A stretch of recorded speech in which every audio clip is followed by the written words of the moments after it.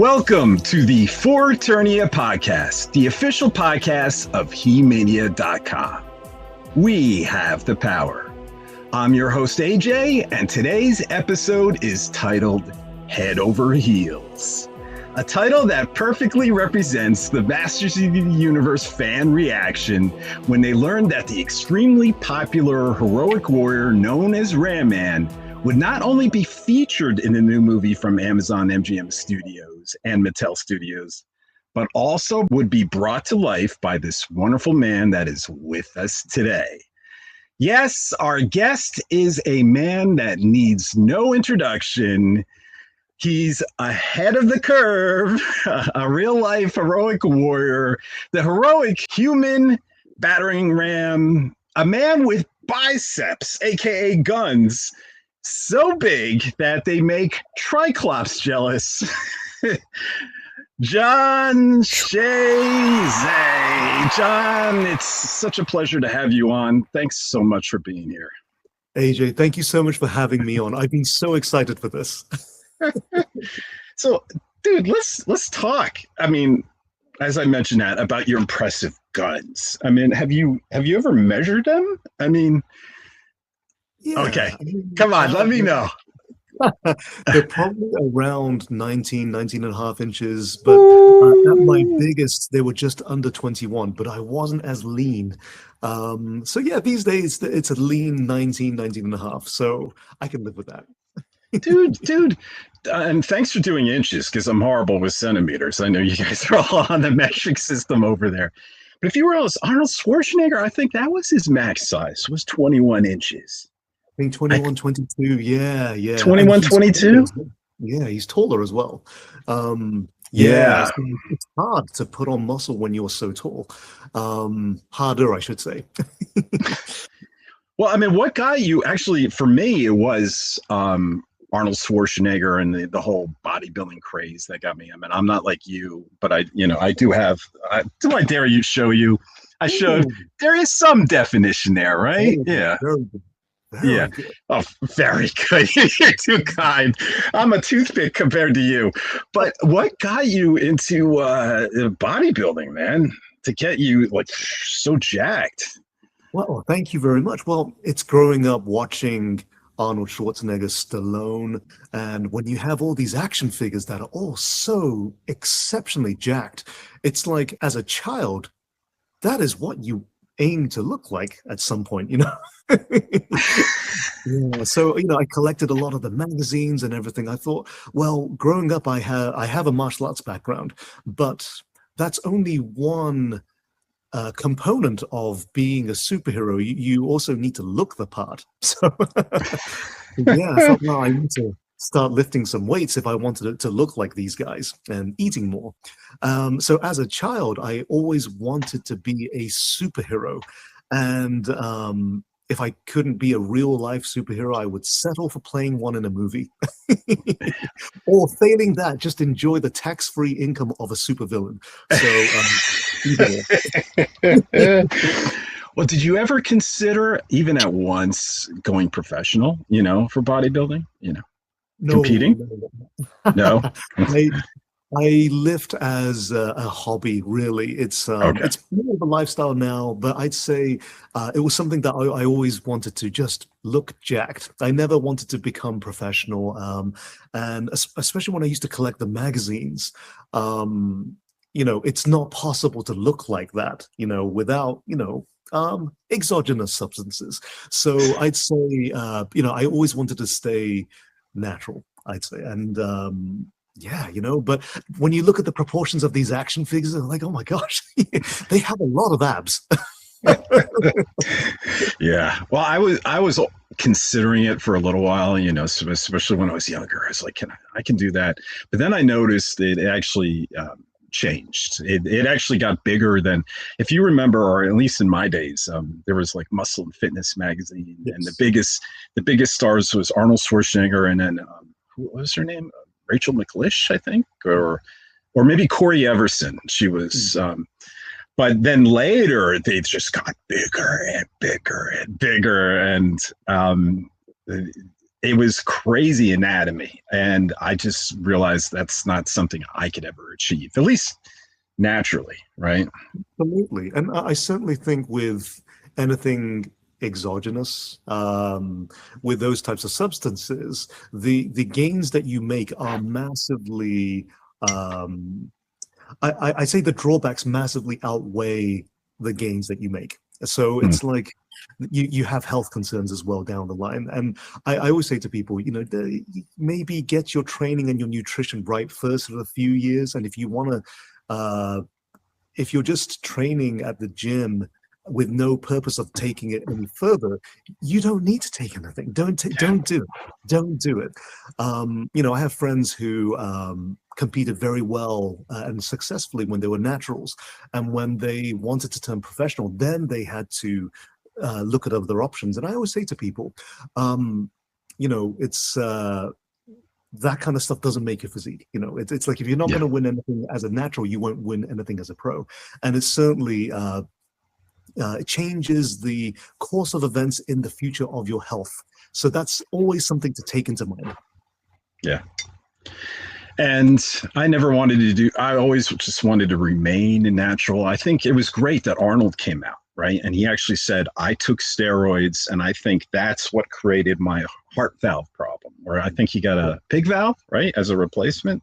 Yeah. And I thought it was great that he came out and did that, because we needed someone with that kind of name, that kind of stature in the bodybuilding world to say, be careful what you do. You might get short-term gains, but deal with long-term headaches.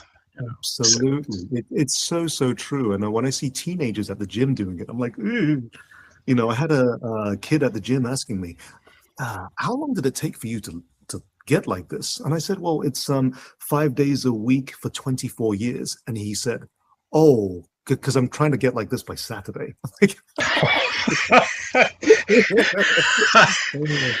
Well, that's like Hugh Jackman and Hemsworth and stuff like that. Those guys have to get like jacked quickly. I'm not saying they're not doing it naturally. Those guys have great trainers and they know what to feed them. And also, I'd say it's lighting as well, how much you dehydrate.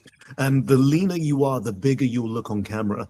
And I'd also say it's there's contouring as well. You know what I mean? So, sometimes they'll shade in the abs just a bit. The makeup, yeah. Absolutely. So there's all kinds of camera trickery and any effects they add in post-production.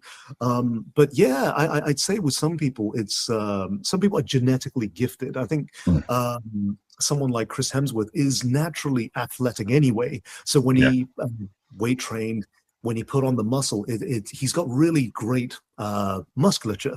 But I'd say to people who are starting out with training, don't do anything. Don't touch anything. It's you become a doctor's experiment as soon as you do.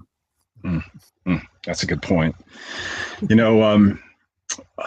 Actually, this brings up, because you said martial arts. Let's wrap this with Arnold here. This is a good question. So in 1982, Arnold Schwarzenegger did Conan the Barbarian, right? Yeah. It was from director John Milius. And John Milius, and it's not the second movie, this was the first one. John Milius made a request of Arnold that really surprised him. He actually said, I don't want you to bulk up. And this was in 1980, 1981. So Arnold was in prime weight, prime shape. He might have did the comeback somewhere around there where he won one more Mr. Olympia. That's right. But he said, no, I don't want you to gain weight for the film. I want you to lose weight for the film. I want you to be less defined, more sleek. And I think his exact words was, I want you to look like a panther. And because the character, Conan the Barbarian, he was a thief and he needed to be agile. And so that always stuck with me in regards to muscle versus motion. Now, apply that to you, right? Looking at you, and I recently watched a video of you recently where you're doing these like flips, cartwheel flips. I'm not sure what you call them. And can you dispel the theory, or is there still a struggle between a dichotomy between muscle mass and martial arts? So I started martial arts in 1993, and when I started weight training, when I was, I think it was 2002, I started weight training. I'd say if you do them in conjunction together, your ability to move adjusts with the muscle that you put on.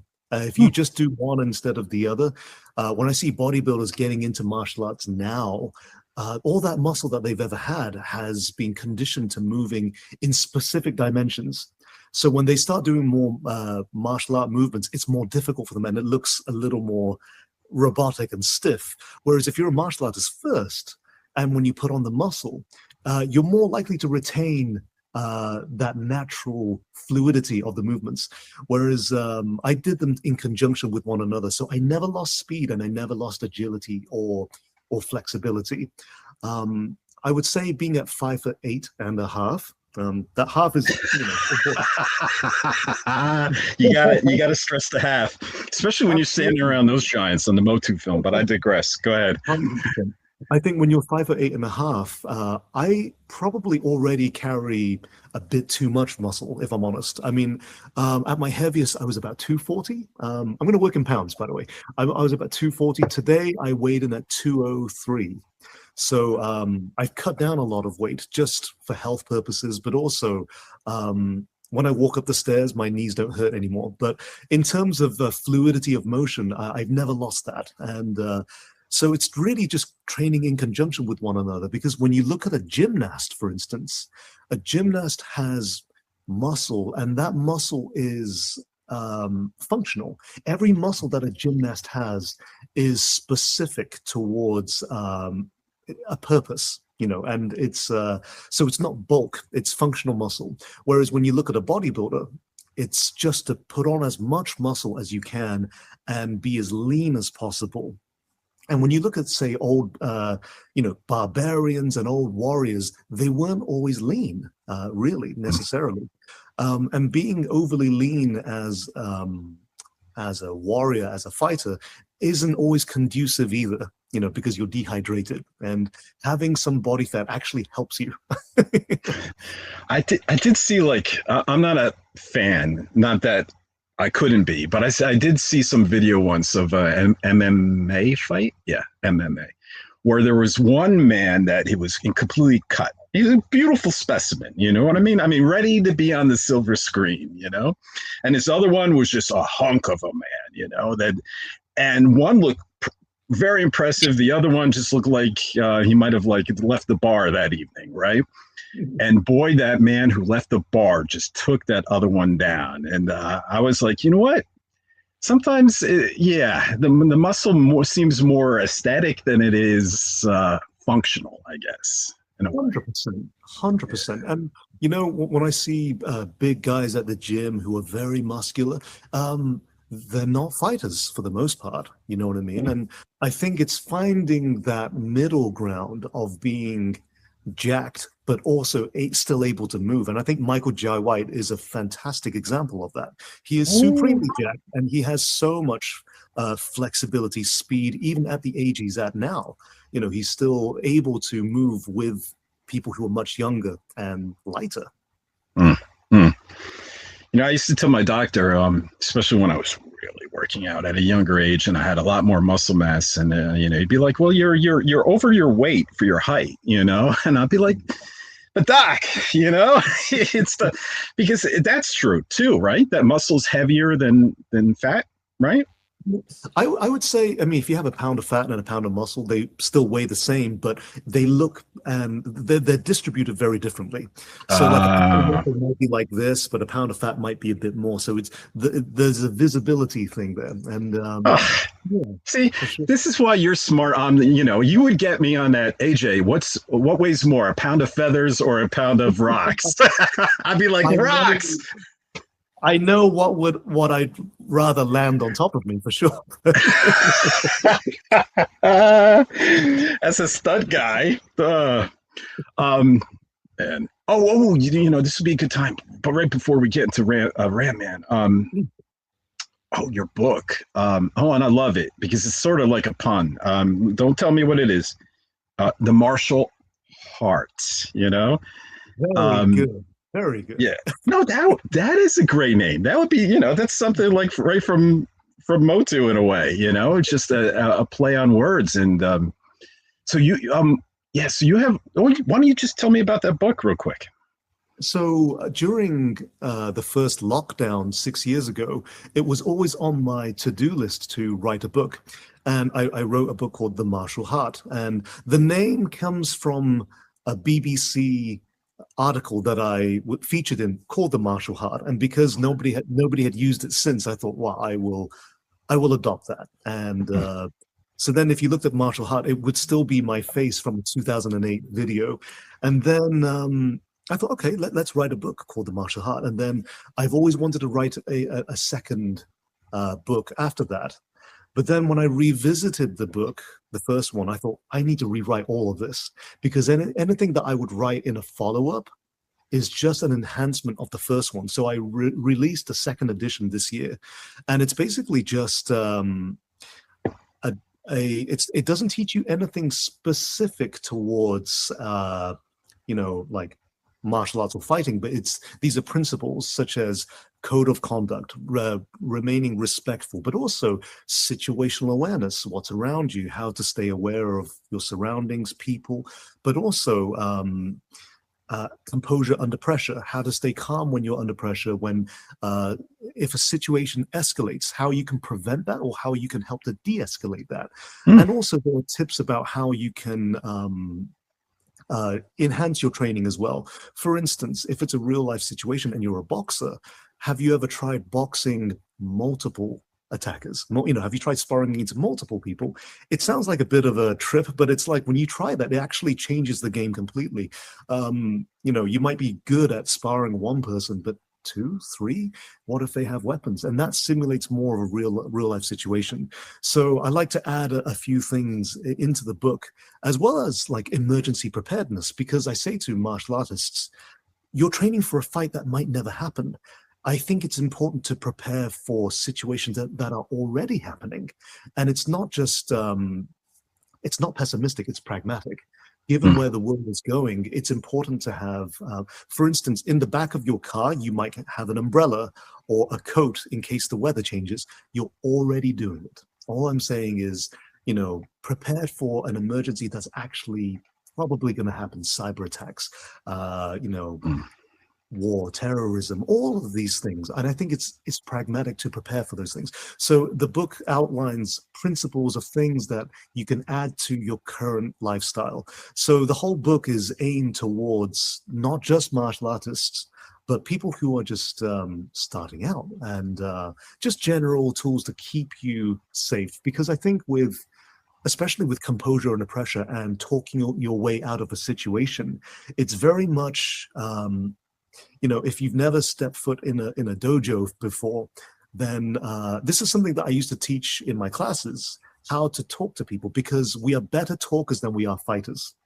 But in martial arts, most schools will teach you that fighting is the last resort. So it's not the first thing that I'll teach. I think so if you come to my class, and I never see you again, you don't come back to the class again, at least I've imparted some way that you can, 1, stay composed under pressure, 2, be able to talk your way out of a situation, and 3, have good situational awareness. So at least you have those things to help you along your way to prevent a confrontation or de-escalate a confrontation. And then, of course, fighting is the last resort. That's awesome. It's like a handbook, but not just for martial arts, but just a way of life. Absolutely. And that's available at Amazon right now? Yeah. Yes. It's funny that you went back and rewrote it. What's that in the movie industry? Sometimes, at some point, the director, they just has to be pulled away. All right, you're done. That's it. I think good text isn't written, it's rewritten. And I had to rewrite everything, and I ended up doubling the length. But the rewrite was also to express and highlight an improvement in my own understandings too, and my own way to communicate. So I'm improving too, and I wanted some concepts in it to be rewritten to be more concise and comprehensible and applicable to anyone who doesn't do martial arts, for instance. You familiar with Frank Frazetta, the artist?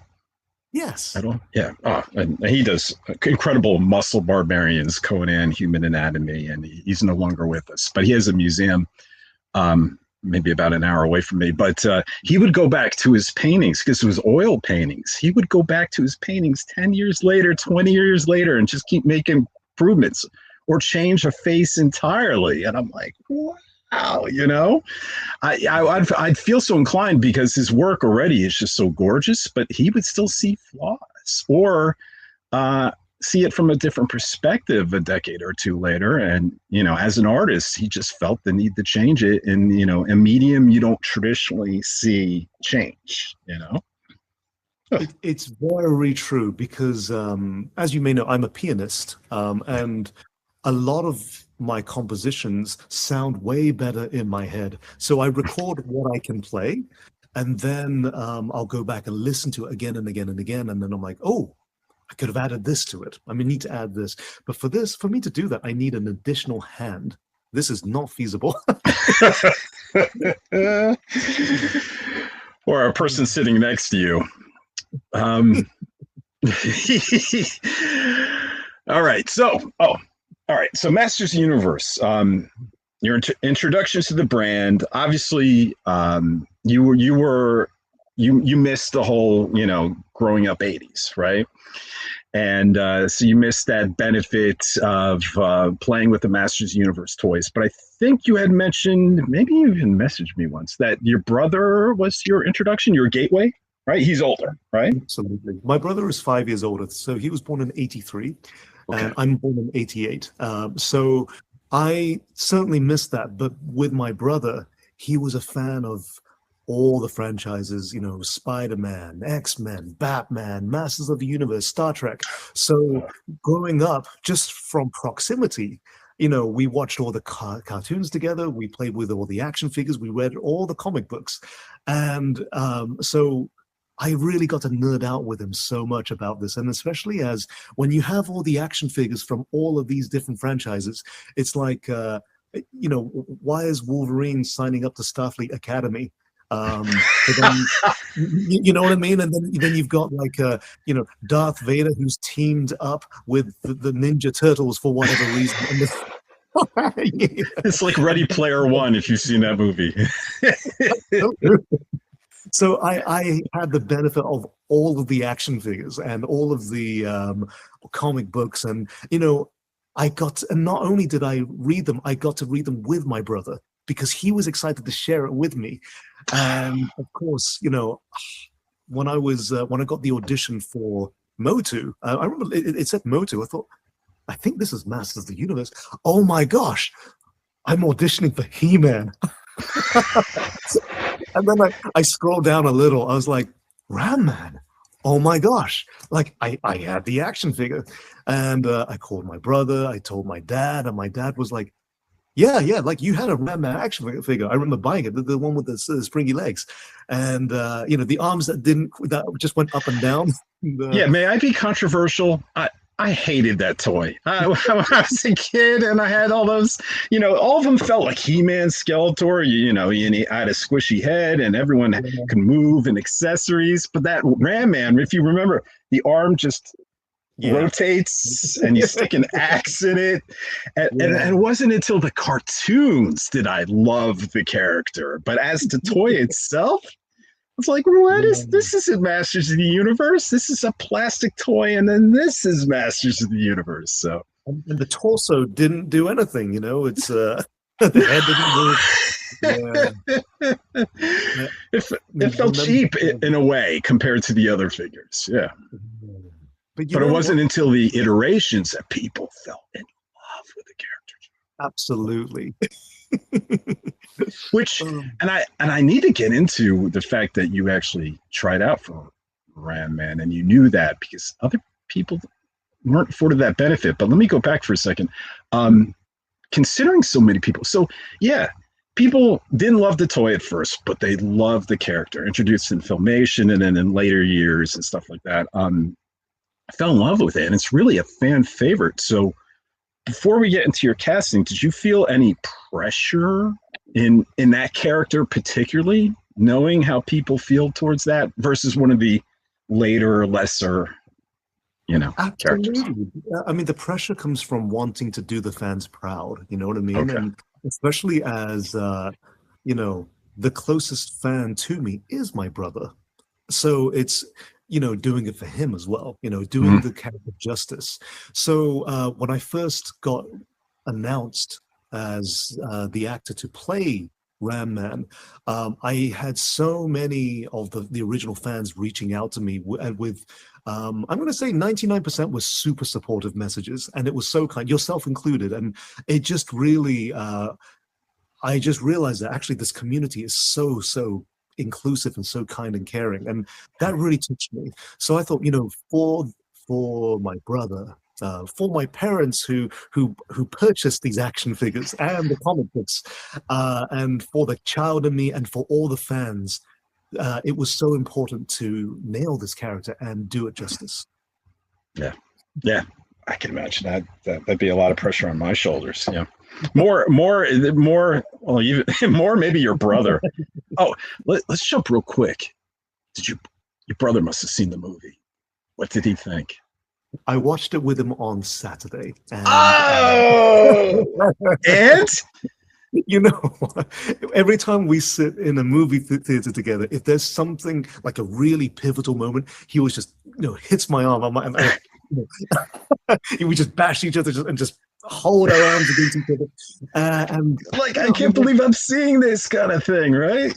Absolutely. And you know what? It's watching movies with my brother is one of the coolest things, because we're kids again. We're kids again.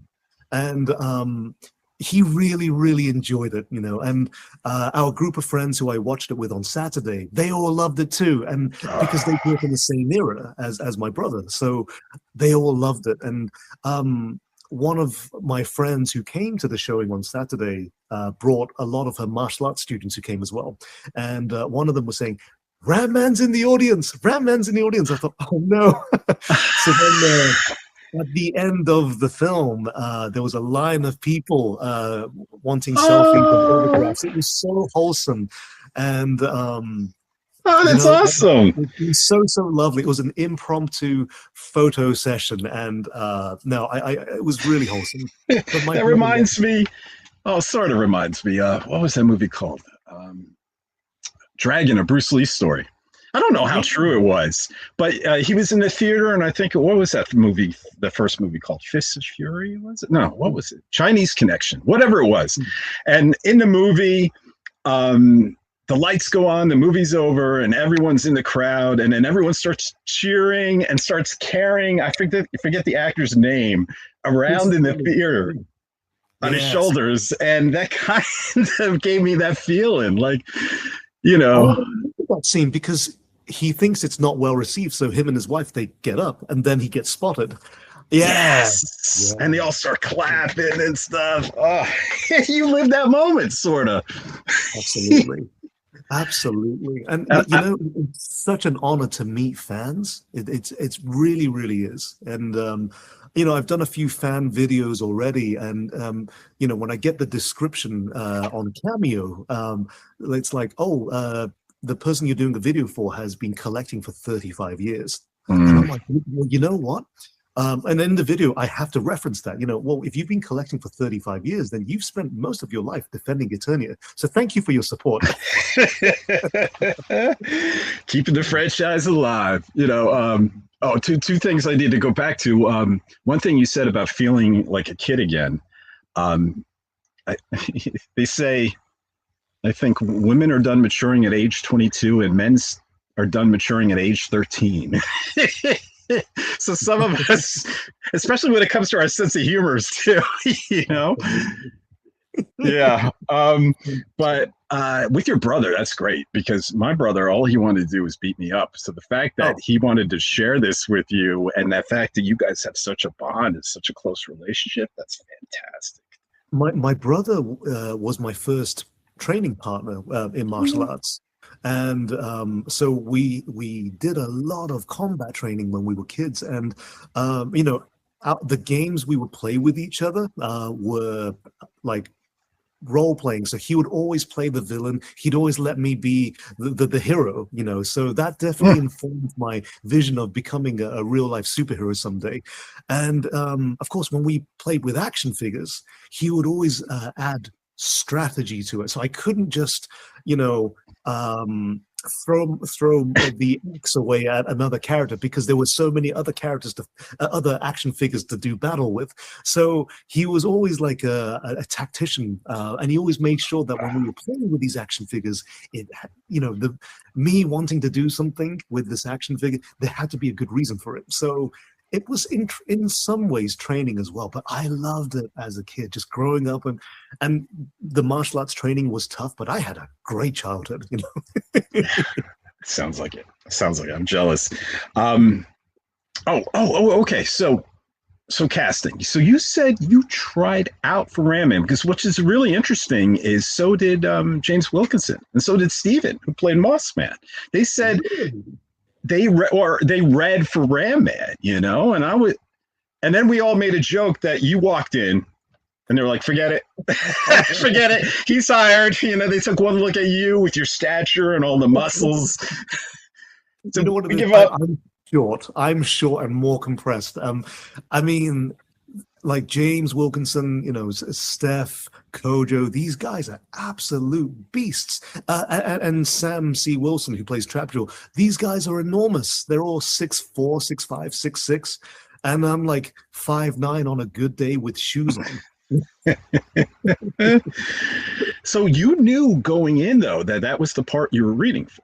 Then. Yes, and it started with the brief, and it said Ram Man. I thought, no way. Amazing. And was it like a reading or like a video reading and then a callback? Is that how it? Yeah, I had to do like an audition tape for 3 scenes, and my dad helped me with them. And getting it was a lot of fun getting my dad to do audition tapes with me. He's helped me with a few, but getting him to read the lines, I once saw you fist a goblin. It was really awful. Oh, excuse me. Not to explain that. And he's like, oh, you know, what is that? I'm like, it means punching, but very specific area where you're punching. And he goes, oh, why not just say punching? Like, okay, can we move on?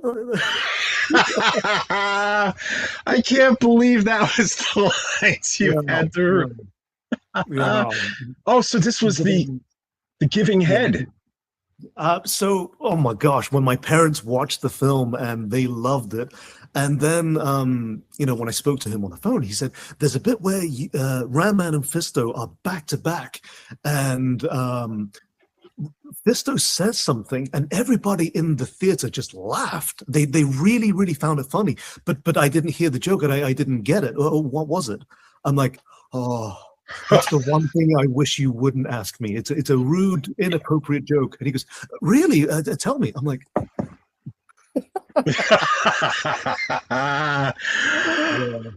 It was hilarious. I mean, I that just hit me. I mean, that's my kind of funny bone right there. And it's sitting right there for the taking, you know, it's especially with Fisto. That is fruit that needs to be taken. And I think I actually have a still of that look between them. I'll probably post it later today, but I got to tell you, it's I've now seen the film 7 times with different friends. And yeah, every time that line came up, it's been such a hit with everybody in the cinema. It's been I've got to say that a bunch of people have said that to me every time they've seen me out. I'm like, yeah. It's going to follow me for a while. The line's going to follow you. Hey, you're the head guy.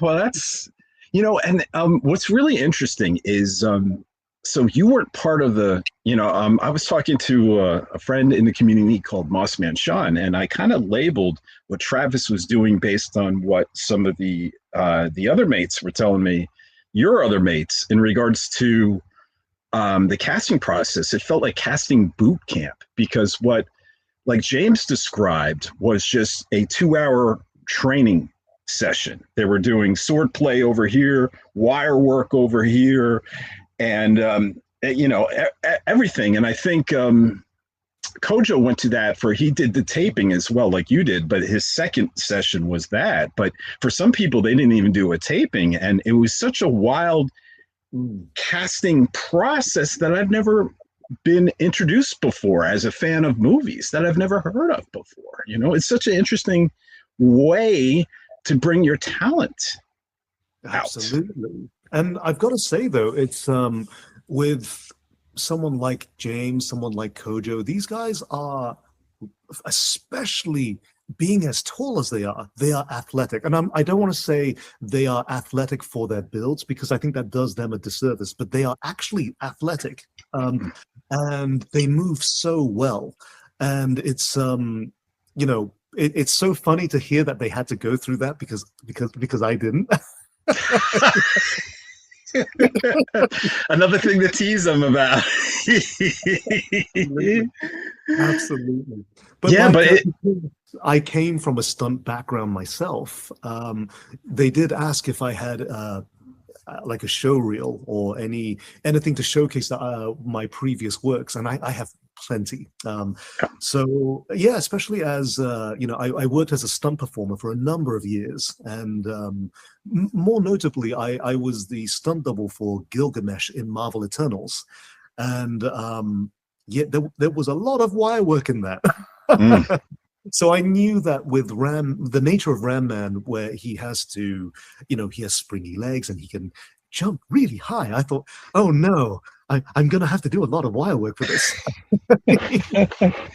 Yeah, and I definitely want to ask you about that. But it's such a wonderful thing, because as I was going through and I was meeting all these new actors that actually didn't have any sort of acting resume, when I was looking them up, and I'm like, this is so wonderful. There's all these stunt people that this has been their specialty, their line of work, that this is now a new doorway into major roles. And I mean, personally, it was always my dream to transition from stunts to acting. It was always my dream to be an actor, and stunts was my way in. And I'm very grateful and that I've made that transition. Although I still don't have a stunt double, I have to do everything myself still.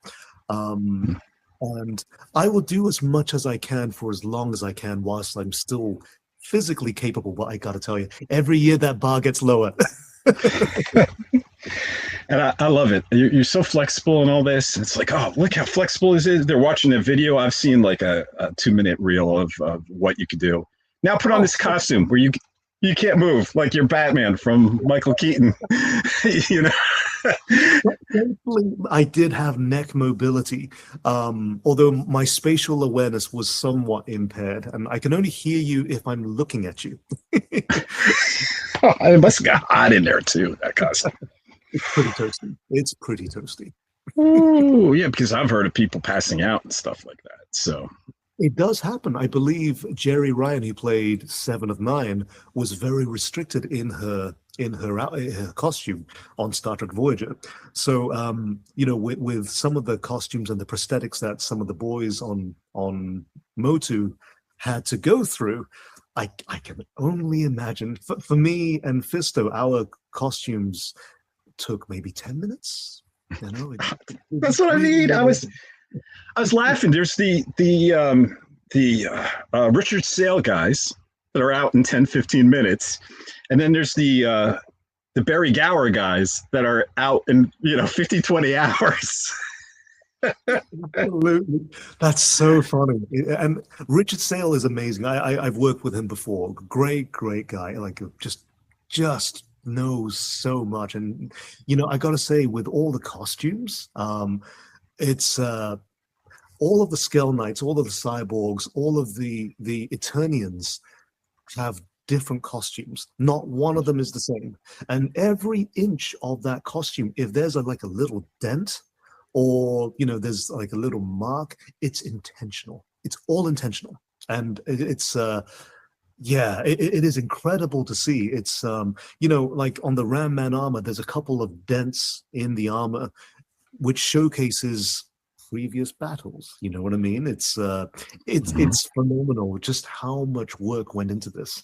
But yeah, I was really, really grateful that my costume took 10 minutes, and that was 10 minutes not even rushed.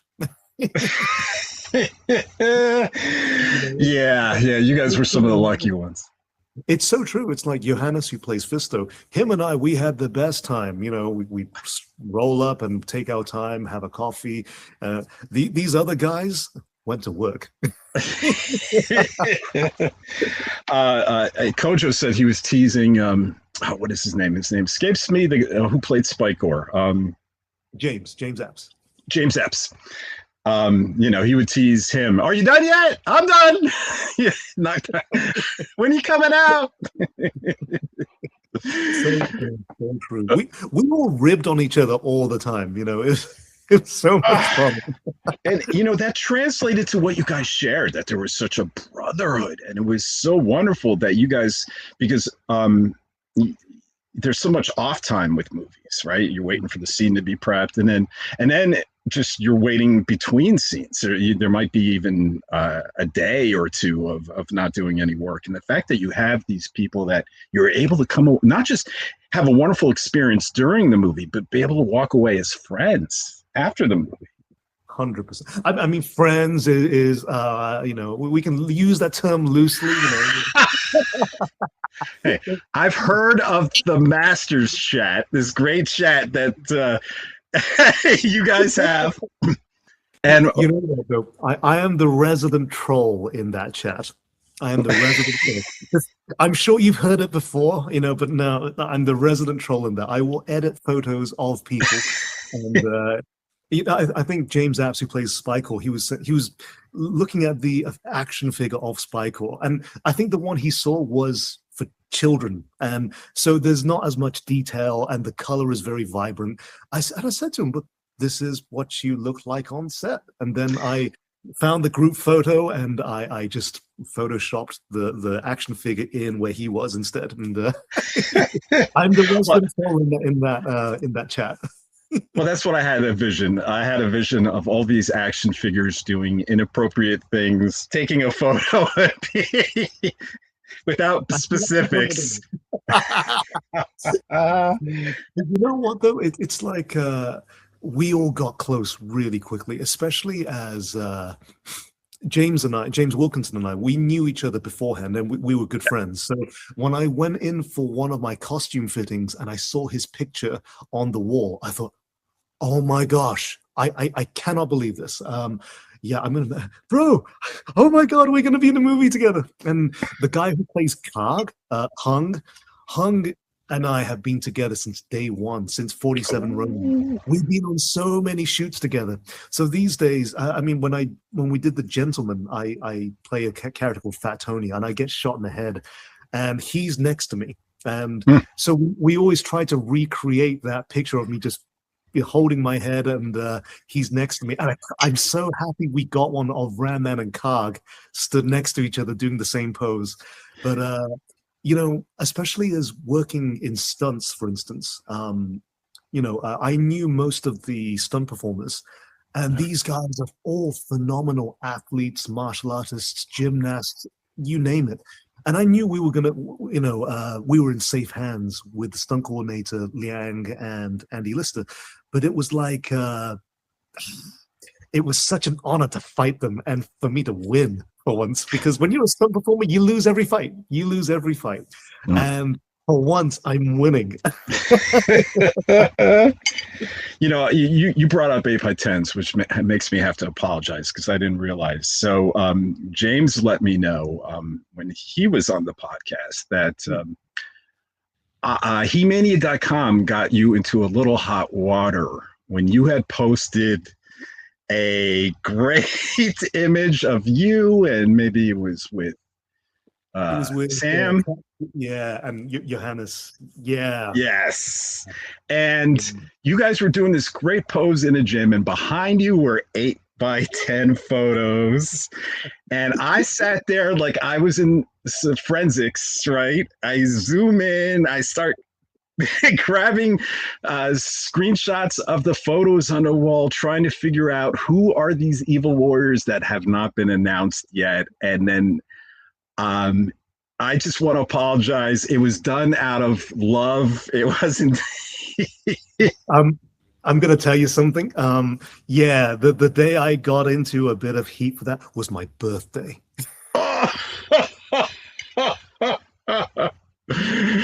I waited this long to get you back, AJ. Disconnect. Yeah, when I got the message, it was like, take that down. I'm like, yeah. Of course, I'm so sorry. Oh my god, and then it's so funny. The follow up, once I'd taken everything down, the follow up message was, wait, is it your birthday? Yeah. God. You do that again, you're fired. Happy birthday, Jon. In terms of leaks, I mean, gosh, I'm sure it could have been much, much worse, but oops, yeah. Yeah, Jon. We were so proud of like post gym pump, and and you know what? It was. I'm so sorry. And it was just excitement because we were so excited to see all of these evil warriors, heroic warriors represented. And it was just like, oh, who could these people be? And there was no indication of who they were playing or anything. It was just sort of counting, saying, okay, we got 3 more left, to be uncovered. Well, the thing is, you definitely did your due diligence because when I remember you did follow-up articles, which was okay. So this character that Jon Xue Zhang posted in the background. Okay, now it's confirmed. It's this guy, and it's this guy. And every time I saw it, I'm like, wow. Yeah. When it's on the internet, it's on the internet forever. I tell you, if you would have reached out to me, there has been plenty of people in the industry and for other iterations of Masters of the Universe or I'll tell you, there was a show called Masters of the Universe Revolution where William Shatner played the role of Keldor. And it was, and it's, so it's a great animated cartoon on Netflix, came out in 2024, but it was a surprise, not that William Shatner was on the cast, but that Keldor was going to be in it. Yes. The early ego of, alter ego of Skeletor. And so the show was coming out in February. It still had been revealed. And I had, HE-MANIA.com had found out that there was a Keldor action figure that said Masters of the Universe Revolution, the show title, and it was Keldor. So, of course, immediately I want to report on it. And so I do. And next thing you know, my phone, everything's blowing up from people I know at Netflix, from Mattel, from a legal team. And I did a favor. I had friends, that were working on the show, and they're like, AJ, pull this down. I'm like, no problem. I'll pull it down. They're like, we don't want to spoil this for the fans. And then legal called me and said, okay, AJ, where's the leak? Who's the leak? Let us know, And I said, or who's the source? And I said, Google?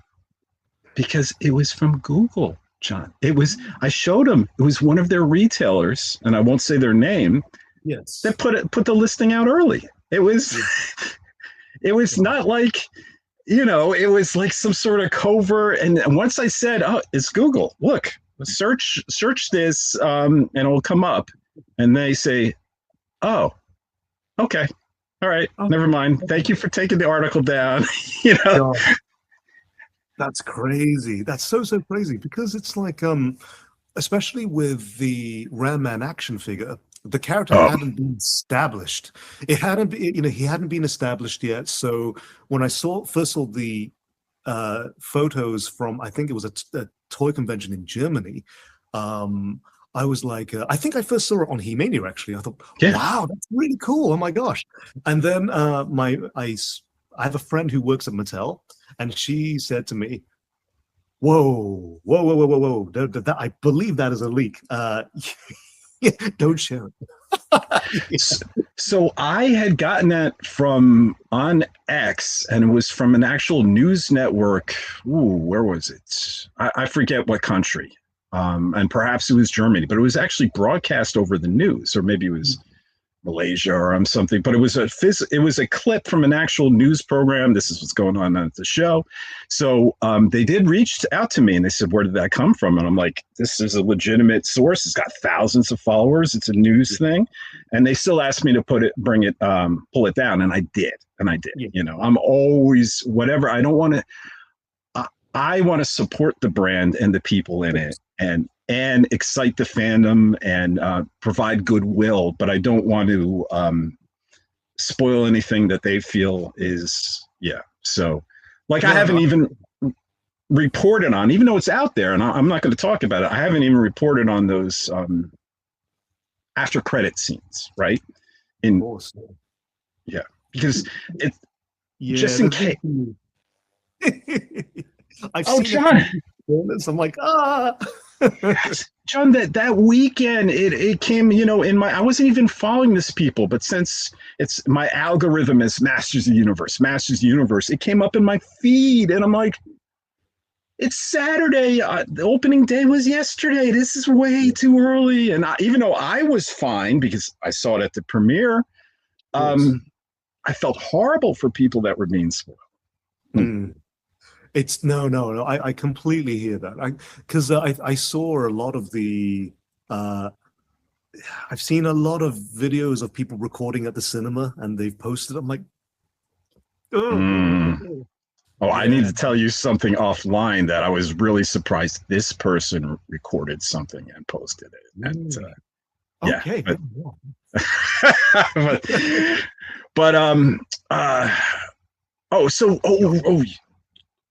Ram-Man's nature, right? I mean, speaking of when we were talking about the cartoons and how he became so popular, he's been normally in all the iterations very dim-witted in nature, right? Yeah. But yours in the movie, I would say you weren't presented that way. No, he was quite serious throughout, actually, and eyebrows down. Yeah. And you know what? I think if we were to have follow-ups and sequels, for instance, I'm okay with exploring the dim-witted nature. You know, if he's taken a few more knocks to the head, a few more concussions. You're there. I see you. I heard you. Great. I figured that was just you faking me out. Yeah, but no, I mean, you know, it's definitely a slightly different take, but I'm certainly, you know, be willing to explore the cognitive decline after a few too many headbutts. You know what? But I guess my point is I was okay with that. I mean, even though everyone loves that dim-witted nature, I love different iteration takes. And this is the movie version, and there are things different. Like Prince Adam's alter ego is not a thing. Yeah. And I thought that was really cool. Did you receive like any sort of backstory from Travis or maybe deleted scenes that kind of fill in your character at all, any more than what we saw? No. Okay. And the thing is with when I read the lines for my audition tape, and then when I had to do follow-up auditions, it was the instructions were just a description of Ram Man. And of course, there's the Ram Man that I grew up watching with my brother. And, you know, my interpretation of Ram Man from the action figures and how I played with him. But also, you know, when I read the description, I thought, right, okay, maybe they're going for a different version here. You know, he's super strong, magical, and dense.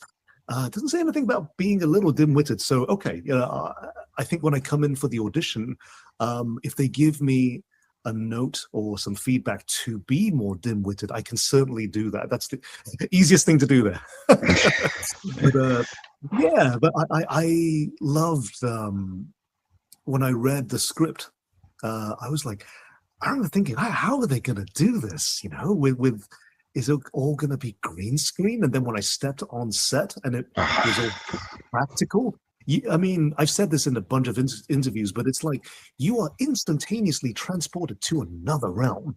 Like these film sets were not constructed. They were meticulously handcrafted. And it's like in between takes, you would have people coming over to fix up a statue or a sculpture that you might never see in the film. And oh my gosh, it was just incredible. And we saw someone took a drone over the set, and it was spectacular. I mean, drone. Welcome to big budget movie making, right? You know what? It's to have been there in person in full costume. Getting into character was not a problem. Yeah. Versus green screen, and they're telling you stare at this X and imagine it's this character here. Oh, and I've done a bunch of films where you're fighting a monster, and you're given the eye line. So I know where I'm looking. I just don't know what exactly it is. And then when you see the final cut, you're like, oh, that's what we were doing. My gosh. But yet, yeah, in this movie, except for Beastman, that's the only CG character, I think. I mean, there was a lot of motion capture with that by James Unsworth, I believe. Yeah. And I think, I mean, even with when I looked at Mossman and Spycore and Tag, and when I looked at these guys, I'm like, you know, if someone took a photo of this and said, Bigfoot is real or something like that, I'm like, oh my gosh, it is. Because the prosthetics move with the face so well. You can see expressions. I think when you see Mossman being instructed to beg, for instance, I won't say anymore, and you see that face, it's the face actually emoting. You can actually see emotion.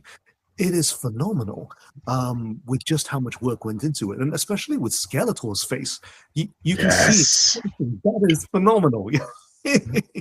I love his method acting, though. Or is it method acting where he put blood on his face? Travis was talking about it, and Alison Brie, and because he just didn't want people to stare at his face, since there was not even like dots on his face, right? The tracking dots.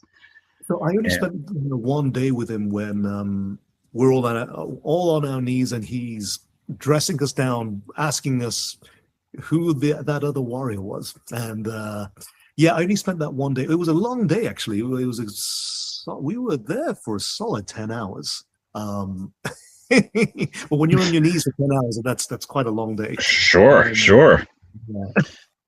But it's brilliant. And it's funny, that type of acting. When I was talking to Kojo, he said something happened where he felt loyal to the bad guys, where even like after, it was at the premiere, it was the world premiere at the Chinese theater, someone asked him to hold the sword up and say, "I have the power," so they could take a picture of him, and he refused to because he felt loyalty. He's like, I won't do that. And you guys, I love that commitment. It's like, and it was just like that fun video that Kojo had posted, that he walked on the wrong side of the tracks, Yeah. Gosh, yeah. That was so funny. So funny.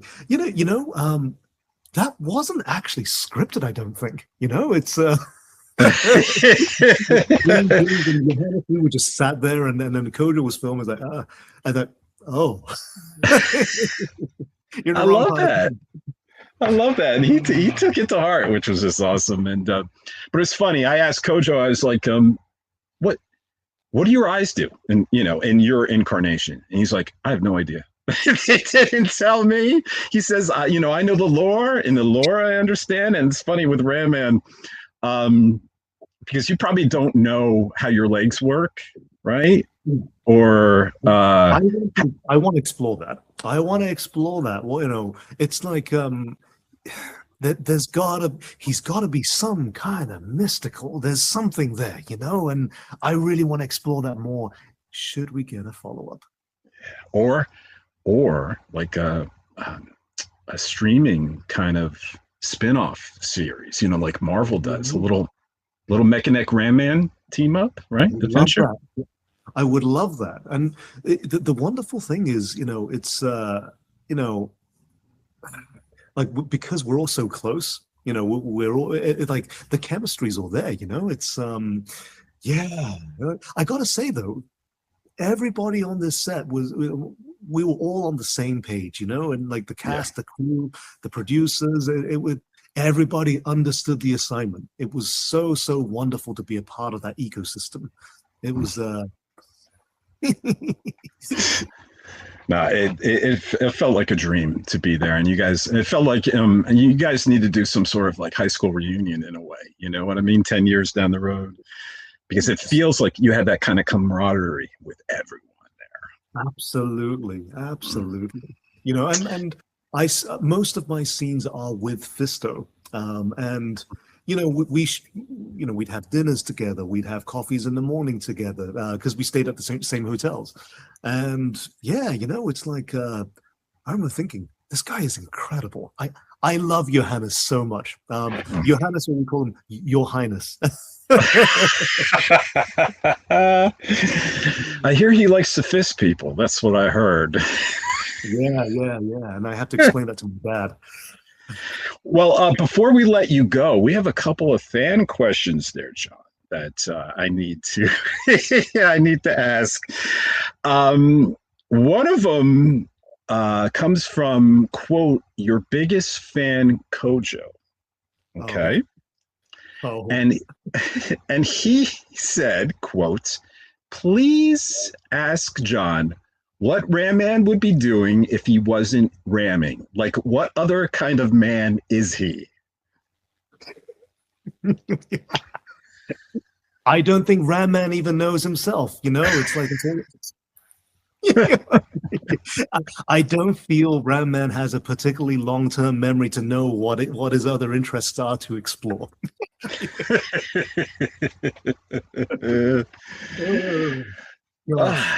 And then this is not humorous.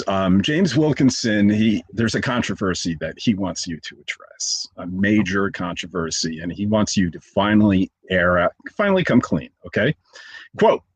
This is from James. Jon, what do you say to the allegations that your big biceps are just skin-colored water balloons duct taped to your arms? I would say we signed an NDA. How dare you? You hearing from my legal team.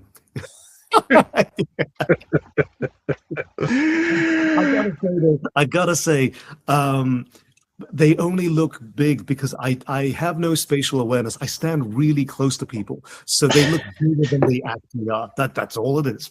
It's trickery. But actually, you know what? Though, in response to Kojo's question, I gotta say that sniper rifle looks pretty appealing.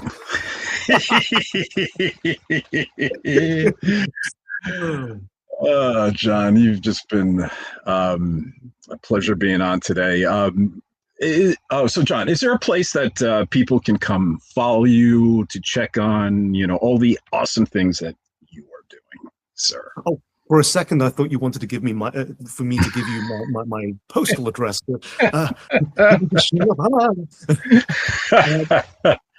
Just on Instagram, so at Jon Xue Zhang. I should be the only one.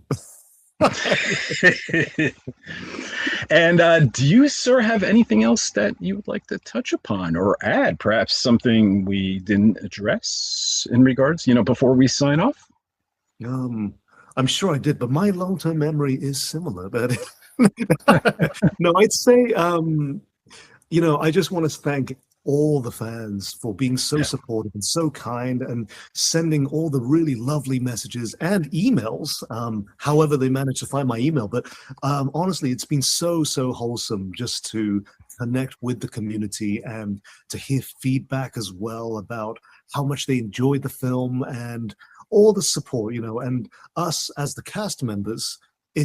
We really enjoy that. It's just seeing the feedback, and because at the end of the day, we want to do you proud, and it's honestly such an honor to be on your channel. So thank you for having me.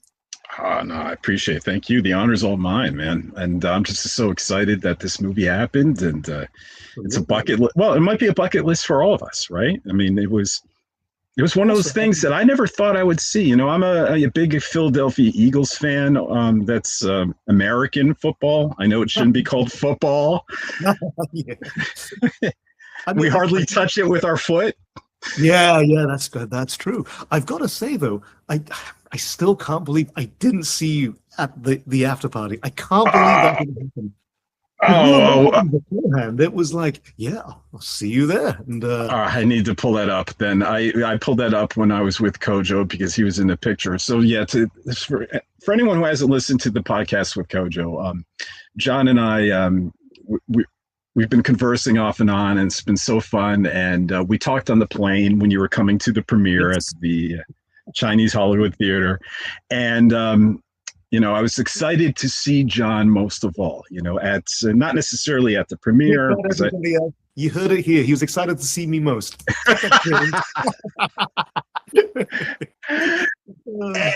and then, you know, I was a little late for the after party because I was saying goodbye to some of my friends who weren't attending. But when I got there, I was looking for John and I couldn't find John.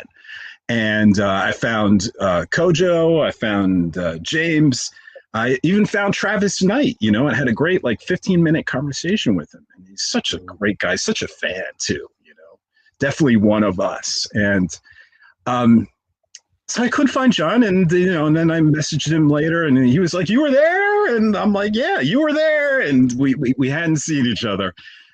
And then lo and behold, I start going through my photos, I guess the next day or 2 days later, and I pull up this photo, and I look over my shoulder, and there is John.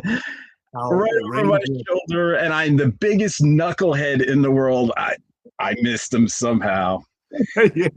I was wearing a big white jacket. My gosh, yeah. But it's so funny. It's so funny because there were people that I really would have wanted to see, you know, and I didn't realize they were there. And it's there's been a few fans who've DM'd me as well who I didn't realize that I took selfies with them. And when you go onto their Instagrams, it's like you know, them and it's like artwork or like fan art, or you know, they're in full cosplays and everything. So I didn't put two and two together. I was like, oh my gosh, that was you. Crazy. It's yeah. And it was dark in there, and I don't know. I mean, I told you I had a couple, or I had a Skeletini. Did you try any of the Masters and Universe themed drinks, or no?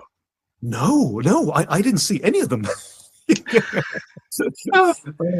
But the most clever one, John, was called an iced teela. It's great. Come on. It's so clever. Brilliant. It is. And can I just say, Tila, Cami Mendez is just amazing. You know, she's such a kind and caring person. She's so wonderful. My gosh, and that's another thing we haven't touched on actually. It was just like Nick, for instance, amazing dude. Like, I'll take you for another 30 minutes. I just didn't want to keep you, sir. Go ahead. Yeah, no. I booked out the whole evening for this. 6 hours later. So let me talk to you about this key grip. So amazing. No, honestly though, I got to say, when I first met Nick, and when I saw him again, and he put on a lot of weight, and then when I saw him again, he was like cutting the weight. My gosh! And then when I got to see, I never see him. We never have scenes together when he's in full costume, when he's transformed. So when I visited him on set, just to see, you know, a lot of these, you know, stages, I would just poke my head in and say hi to people, take some photos, and then leave. There was when I saw him in full costume, and of course his stunt double Johnny is in phenomenal shape. Johnny James is amazing.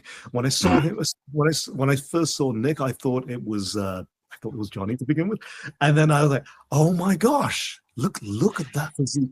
Because when you've been weight training for a long time, you understand actually it's so much work for so little gain, and it happens over such a long period of time. And when I saw Nick in full costume, and I'd seen the musculature, the weight he'd had to cut as well to get to that point, I was so immensely proud. I cannot express just how proud I was of him, because that transformation wasn't just physical or mental, it was spiritual. It's like it was so iconic to see the guy that I had seen in the gym lifting weights, and compared to this guy in and that isn't in the everyday vernacular of calling someone a He-Man. It's like to see this actual He-Man in full costume, I was overwhelmingly proud of him, and he looked phenomenal. And it's like, of course, you do see comments saying, these guys aren't big enough. It's not possible to have your cartoon kind of proportions. It's not possible. And when I saw Nick, I think he did it such justice, and just the musculature, the condition of that muscle, it was the quality of that muscle. I was so proud to see it, and that's like, his transformation was amazing. And in regards to the size, there's been a lot of cartoons out there that have made him massive. But if you go back to the original Filmation cartoon, he looks like Nicholas. He has a body shape like Nicholas. He's not completely like the vintage figure. That the proportion is just crazy. But I think people tend to, and people saw those early pictures of Nicholas and they couldn't in their mind, because I think most of them have come around and said this guy is He-Man. But at the time he was there was a photograph.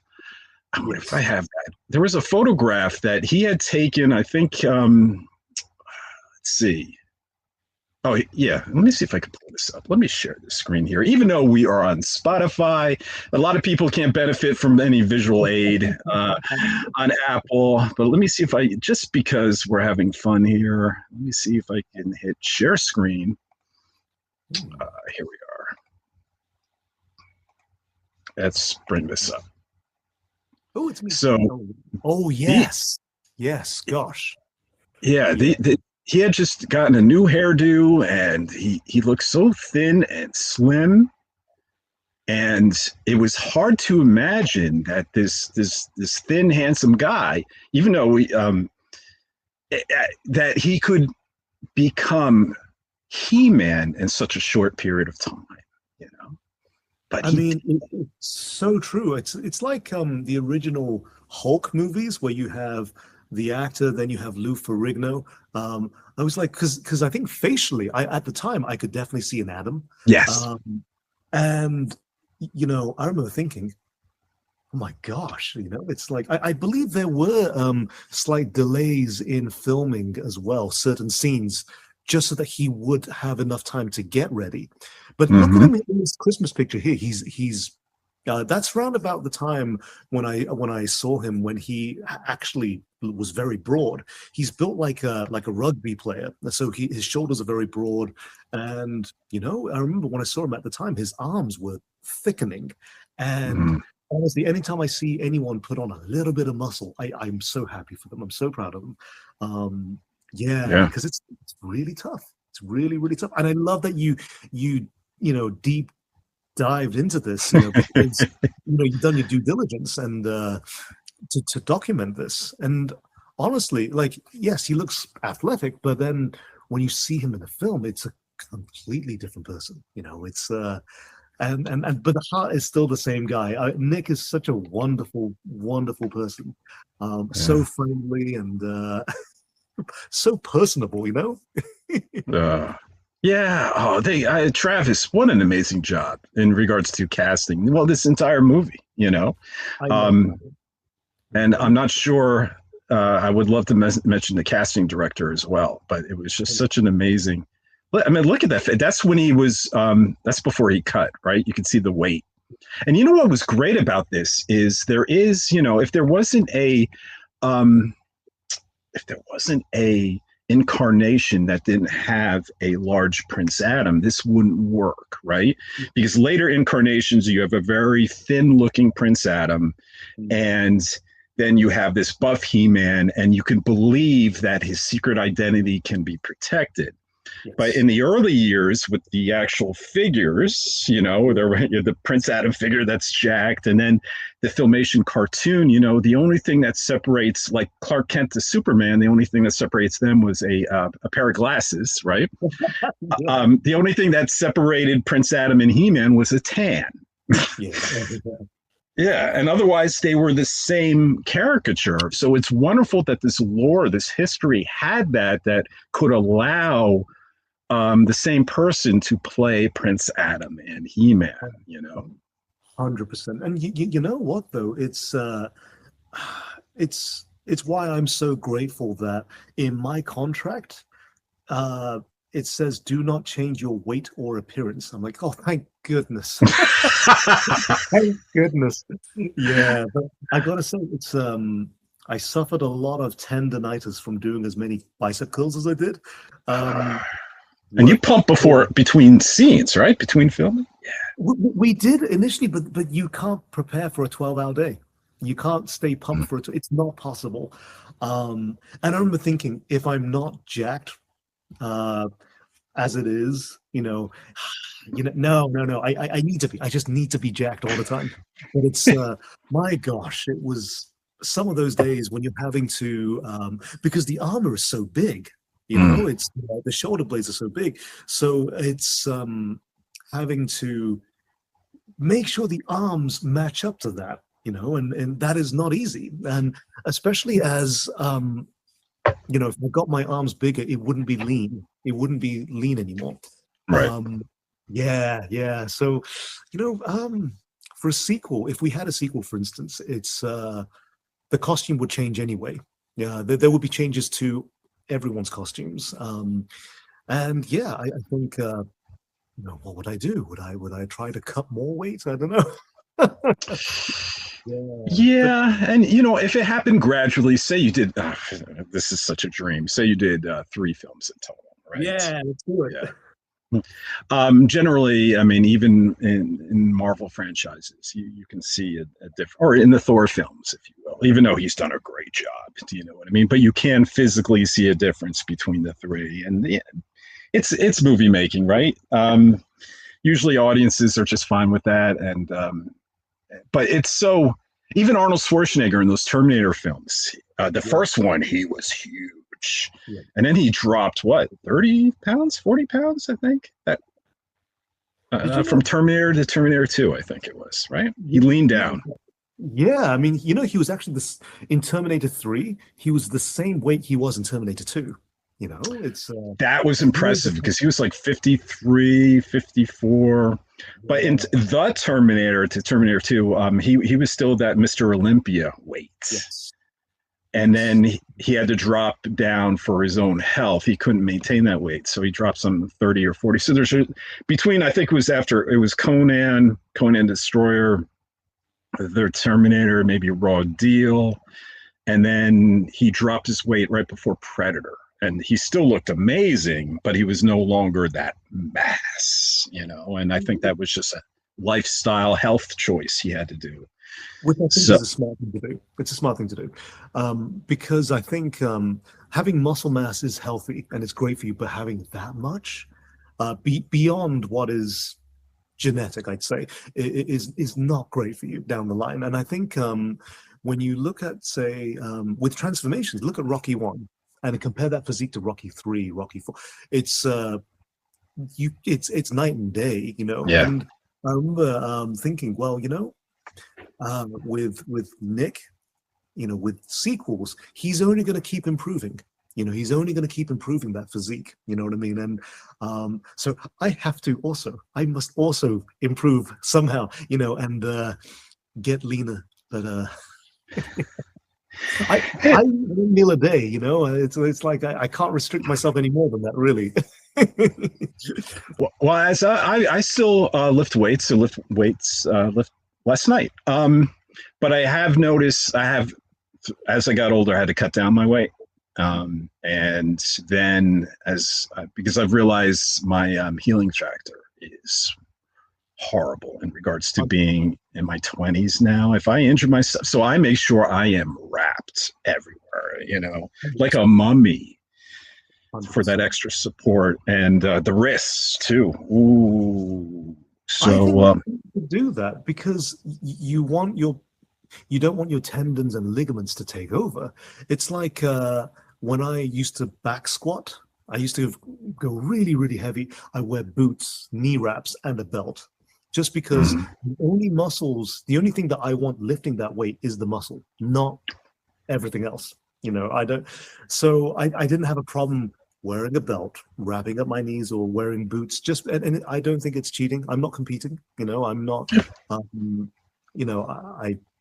I just want to be able to lift weights, and I definitely think it's smart and safer to do that. Like if I can, if I do one set to failure, for instance, let's say I do 12 reps of dumbbell press, I probably have another 2 left in me, but those 2 will be my joints getting involved just to squeeze it out, and I won't feel good after that. So I think it's so important just to stay safe and injury free, because an injury can set you back months sometimes. Oh yeah, I got tendonitis once, and it was like suddenly you couldn't do curl for months. I couldn't do curls. Yeah, all down here, it's rough. Yeah. And I had a bunch of tendonitis when we were filming this, so there were certain moves which I was like, oh, yeah, struggling with that a little. But I gotta say though, I think when we were filming, my first night, my first day of shooting, which was a night shoot, was the intro scene where you see me jump up and headbutt a bunch of people. And, give head? There was actually... Sorry, John's dad. There was actually an extended fight sequence that we all had individual fight sequences, which didn't make the final cut, which I hope makes the extended cut, because there's one move in particular which took weeks to rehearse, where I can say it. There's one of the Scale Knights tries to swipe my leg with a sword, and I evade the sword slash by lifting up my leg, throwing my body into the air, spinning 1.5 times horizontally, landing against the wall, pushing off and headbutting more people. It is the coolest thing I've ever done. It is the coolest thing I've ever done. But it didn't make I hope it makes an extended cut, because it's really cool. That's what we're all. I mean, best or worst case deleted scenes, as a special feature. But we're all hoping for some sort of extended cut and director's cut, and I guess that will be up to Travis. I realized sometimes, he did say there was a 3-hour cut that he had to whittle down, but I know sometimes that doesn't have the music, it doesn't have the FX work, right? And it might cost additional money to actually create an extended cut. So sometimes that just won't come. But we're all hoping, but at least to see those scenes. Absolutely, because that was my first night, first day of shooting, and it was it was a Thursday night, and my shooting schedule was Thursday and Friday, and when I finished shooting on Thursday, I got a message saying, we actually shot everything with you, we don't need anything, we don't need you on Friday, so you can actually go home. And I remember thinking, oh my gosh, I really hope that's all in the final cut. I remember thinking that, because especially when you do a lot of fight sequences, things get edited around, and it's not the final cut. It's not the best take, or it's not the full take. So fingers crossed there is a deleted scene or an extended cut, because it's so cool. Well, that also brought me to remember the action figure, and again, like a forensic scientist, I went in on the legs, and I saw this yellow energy with it, and it looked like actual coils. And I really believed that we were actually going to see your legs sort of coil up, kind of like a would it be Inspector Gadget? He had those on his feet or something. He can. But we didn't quite see that. So there is a split second where you kind of do. Okay. There's a split second where you don't. It will be after the escape, the dungeon. Okay. Scene. Yeah, there's a bit where you see a bit more of that, but it's a split second. And yeah, I mean, I've seen the film 7 times now, so. and you know what to look for.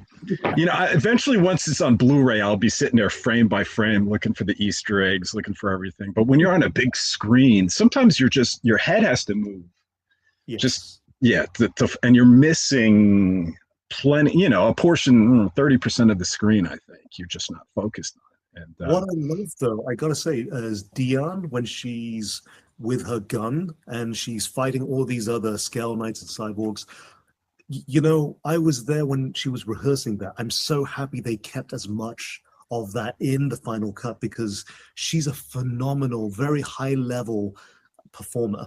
And it was so beautiful to see her in action and to see that because a lot of my friends who are women was super empowered seeing Dion move the way she did, and it was so beautiful to see. And you know when I see like Cami Mendes just rehearsing and training, it is such an honor to see that. You know, I love seeing people putting in the work and to see it on the big screen where you actually see them like, oh, actually they did that themselves. That's so cool. You know, I love it so much.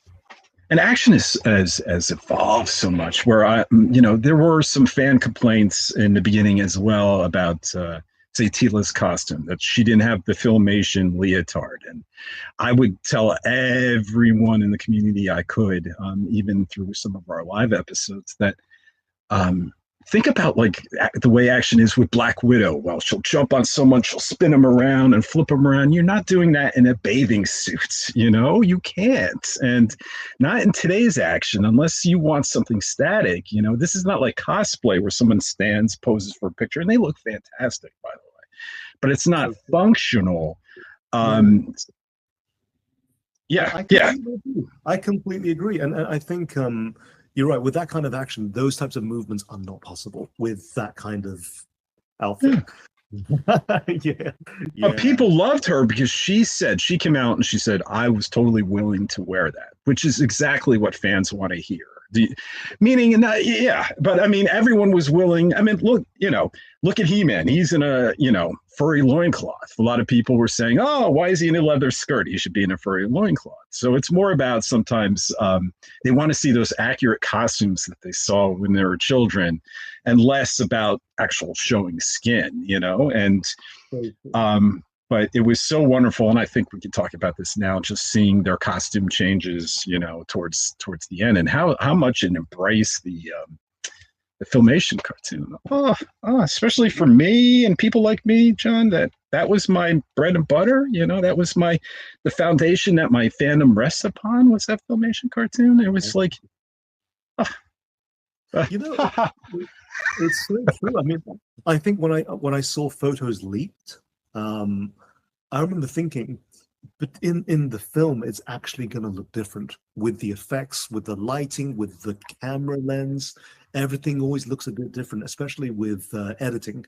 And so it's like when I saw photos getting leaked of certain costumes when they were out on the street, for instance, I'm like, it's going to look on the day. When you watch the film, it's going to look very different, and you'll be very happy with it. For instance, the Ram Man armor is not silver or gray.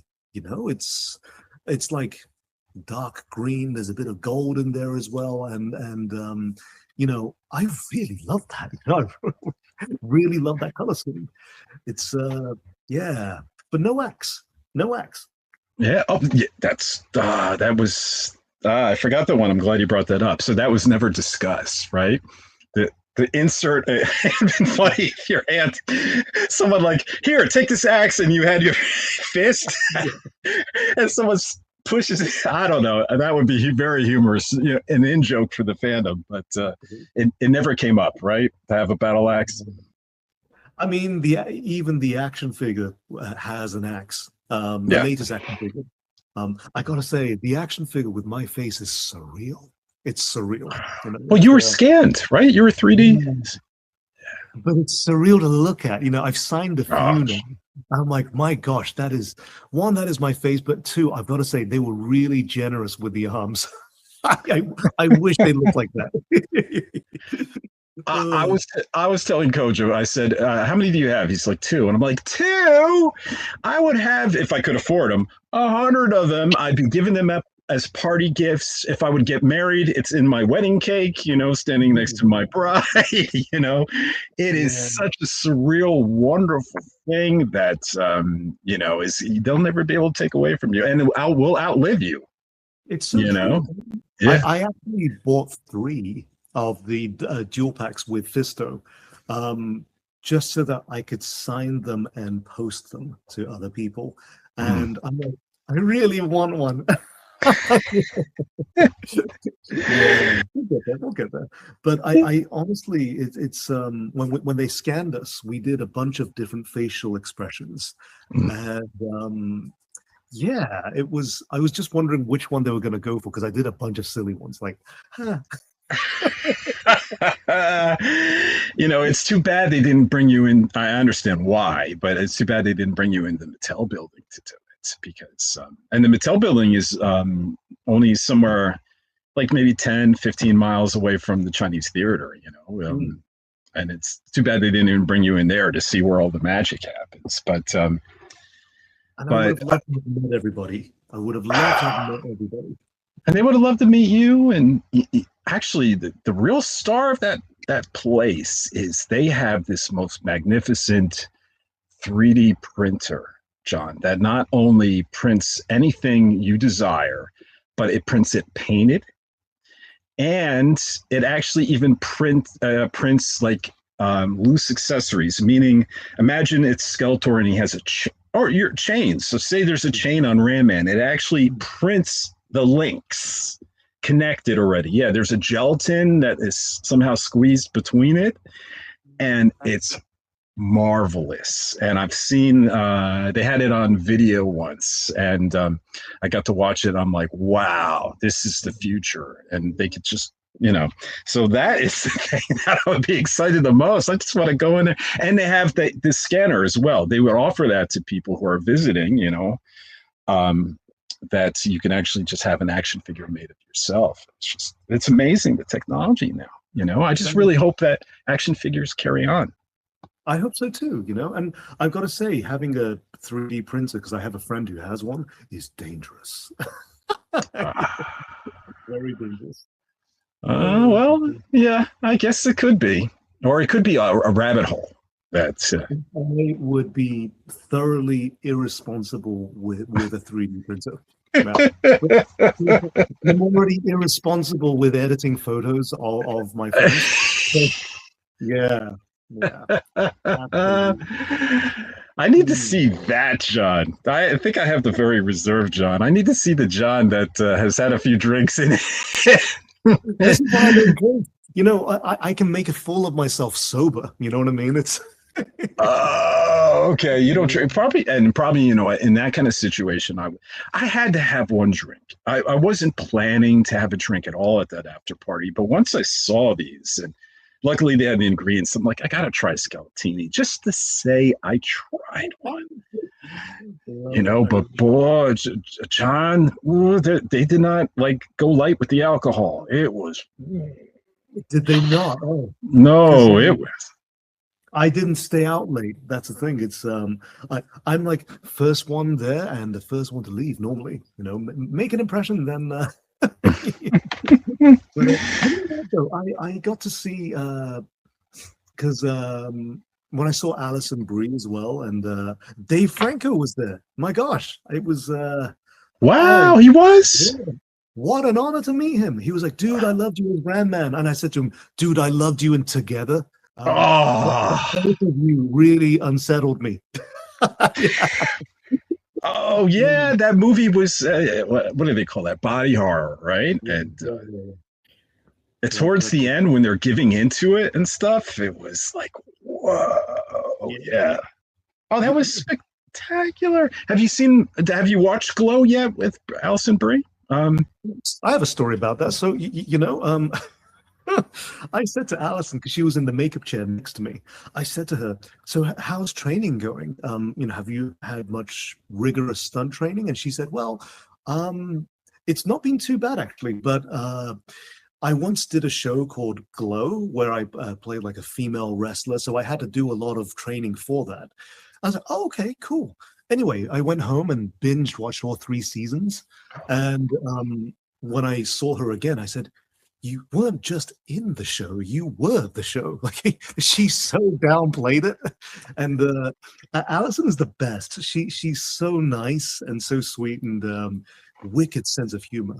So good. What was her Zoya the Destroyer, I think, was her character. Zoya the Destroyer.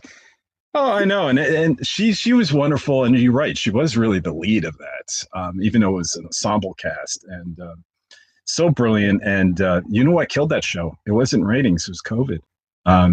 That's true. Yeah, they were looking at making a 4th season, but that's when suddenly they had that spacing required and masking, and they were about to film when the shutdown happened. They're like, there's no way with wrestling, with close personal contact, that they could. So unfortunately, they ended it there, and it was such a shame because, especially Alison Brie's love story. I needed that to finish. I did say to her, so does your character and Sam, did they in season 4? Because I kind of need to know. She was like, I was like, yeah. You did that face perfectly too. I could totally see Allison making that face. You know what? I loved her as Evil Lynn. There's a bit where I think Skeletor says, "Oh, I'll show you what a real man does with power," and you see Evil Lynn just going. You can see her roll her eyes, and it is beautiful the way she does it. Oh, I'm wondering. You've seen the script. You probably can't. No, you can't talk about it, so you don't talk about it. But I was just hoping, and I wonder if in an extended cut there'd be a little payoff because Skeletor was so awful to Evil Lynn. And I needed Skeletor to say, Evelyn, a little help, please, and sorry, Skeletor, and something like that, just to give her a little revenge for all the horrible treatment. I felt like she was the real victim in all of this. She was. And it's not just the abuse, it's the burning abuse. Every time he'd clutch her. Yeah. Oh. You know what, though? I thought casting choice was just incredible. It was, and I think Morena Baccarin as the sorceress as well. And, wow. And I mentioned this earlier before we started recording, but I gotta say, I was a fan of her from Firefly, Stargate, and Stargate SG-1 and V. I loved her in all of those things. And I went for a signing in 2008. I queued up for hours and hours and hours. So when I met her last year, she was, "Oh, it's nice to meet you." I said, "Actually, you and I met back in 2008." And I said to her, "If I bring it in, would you be able to sign it for me?" She was like, "Yeah." So I saw her again, and I got her to sign it for me. She goes, "Oh my God, you found it!" And then she said, she wrote, "To Jon, nice to see you again." I was like, I would geek out too. Oh, and it's so wonderful you did that because I would have been too nervous. I wonder, it's like, I'll give you a perfect example. There was this great drone show for Masters of the Universe. It was spectacular, And it actually broke a Guinness Book of World Records, I think. Did you see those videos? Yeah. Okay. So, but then, I'll save the name, but there's someone standing next to me, that's part of the movie, and they're on the railing too, and they're enjoying the experience. And I just want to geek out and say, dude, but